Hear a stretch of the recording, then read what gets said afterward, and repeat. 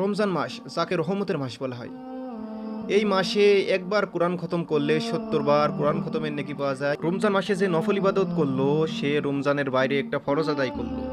যে ব্যক্তি রমজানের একটা রোজা ভঙ্গ করলো সে রমজানের বাইরে সারা জীবন রোজা রাখলেও এর সমপরিমাণ সওয়াব কখনোই অর্জন করিতে পারিবে না। তাওরাত, জাবুর, ইনজিল, কুরআন এই মাসেই নাজিল করা হয়েছে, কেননা এই মাসকে রহমতের মাস বলা হয়েছে। রমজান মাসে তারাবিকে এক্সট্রা আমলের জন্য দেওয়া হয়েছে। আল্লাহ তাআলা বলছেন, রমজান মাস তোমাদের জন্য কতই না উত্তম, কতই না কল্যাণকর, যদি তোমরা তা জানতে।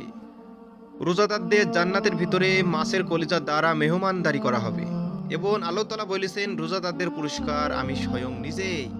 যেখানে আল্লাহ তাআলা নিজেই পুরস্কারের কথা বলেছেন, সেই পুরস্কার কত বড় হতে পারে এবং কত মহান হতে পারে।